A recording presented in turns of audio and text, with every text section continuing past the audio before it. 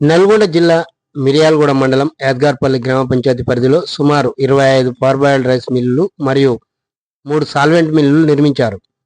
పరిశ్రమలు నిర్మించే సమయంలో కొన్ని షరతులతో కూడిన నిర్మాణాలు చేపట్టినప్పటికీ ఆచరణలో మాత్రం శూన్యం.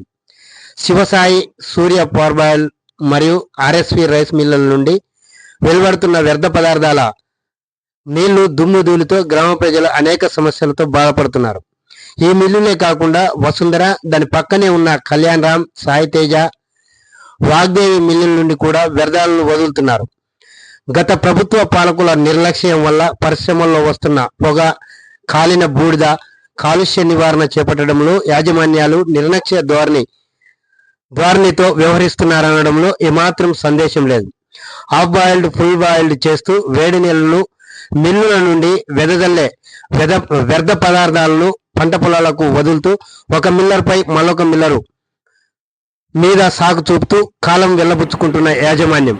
గ్రామ పంచాయతీ పరిధిలో అనేక రకాలుగా ఇబ్బందులకు గురవుతున్న ప్రజలు మిల్లుల ద్వారా వస్తున్న వ్యర్థ పదార్థాల వల్ల పంట పొలాలు ఆగమవుతున్నాయని, మిల్లుల నుండి వెలువడిన వ్యర్థాల వలన గ్రౌండ్ వాటర్ కలుషితం అయ్యే ప్రమాదం ఉందని అనేక మార్లు సంబంధిత అధికారులకు, మిల్లర్లపై ఫిర్యాదులు చేసిన యాద్గార్పల్లి గ్రామ యువకుడు అధికారులు అలసత్వం వహిస్తున్నారో లేదంటే మిల్లర్ల పైరవీల అఘాయిత్యం ఎంతలా ఉందో అర్థం చేసుకోవచ్చు. మరో బులెటిన్తో మీ ముందుకు.